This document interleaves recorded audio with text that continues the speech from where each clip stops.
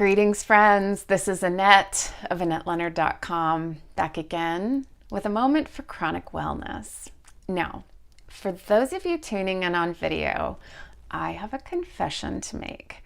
There is this plant that sits next to me on the shelf, and if you are watching, you have perhaps seen it over the time you've been watching. And here is the confession.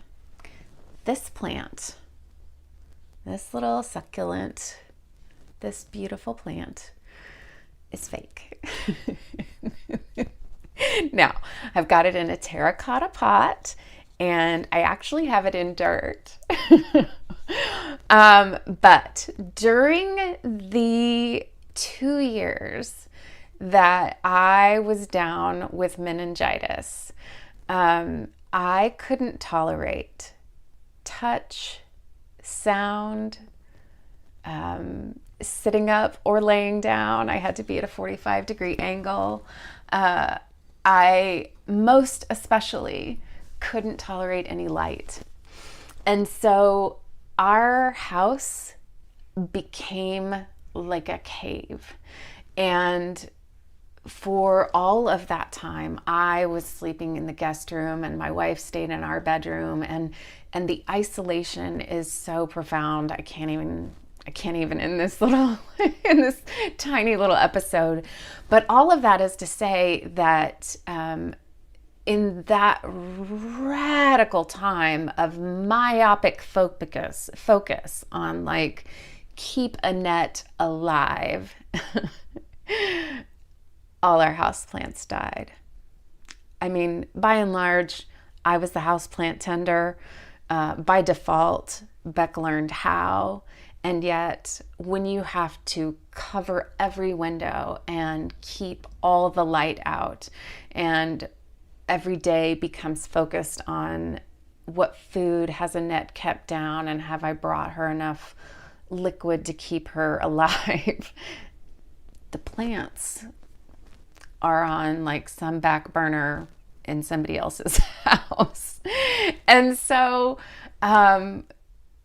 I grew up with enough privilege that to me, what makes a house feel like a home after it's like the laughter and the people are art, books, and plants. And so this here fake plant came into my life as a way to have something green that I wasn't going to kill by needing to have the blinds closed 100% of the time.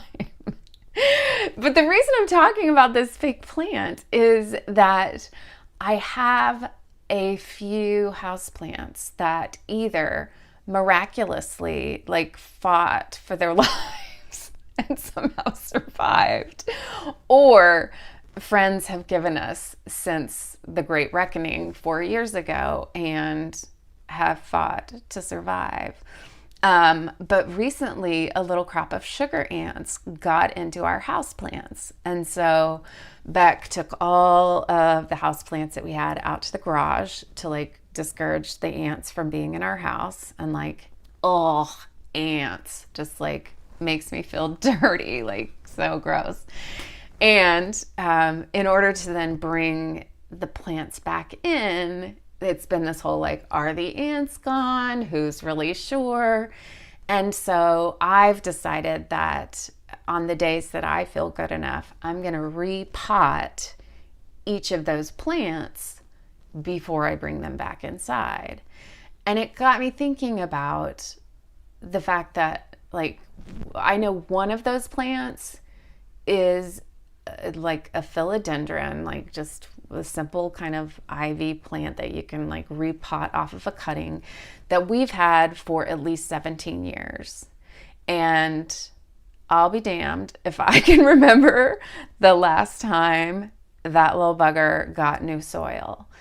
And it got me thinking about us and what my roots are set in, and how long has it been since I have fed or fertilized my roots, and what is the equivalent of repotting myself in the world of living with chronic illness?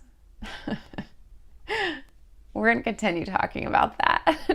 But that's my very long explanation about my fake houseplant, my real houseplant, and repotting.